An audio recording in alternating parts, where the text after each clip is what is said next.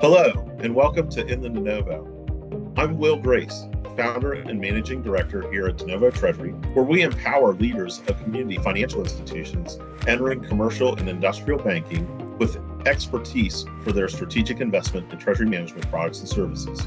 We prioritize the how over the what.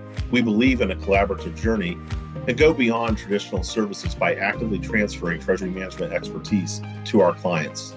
Thank you for joining us and staying in the know with In The DeNovo.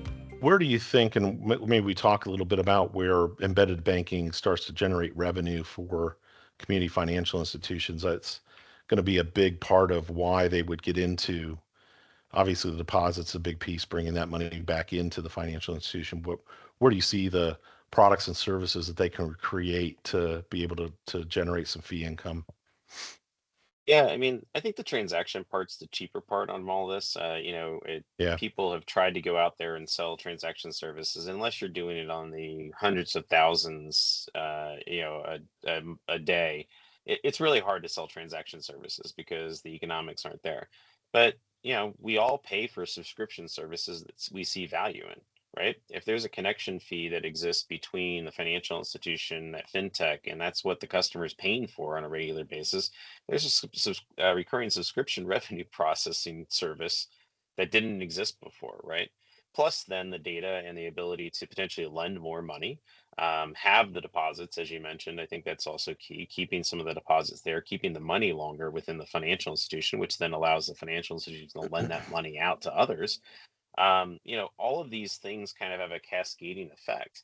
But the reality is they're not making any money on these things today. If the money is going somewhere else and they're losing out on all the transaction processing services, or they don't know what the growth rate of the business is, and then the business goes online and does an SMB loan application with a fintech, they've already lost that. They don't even know that they've lost it, but they have lost it. And I think that's the sure. challenge, right?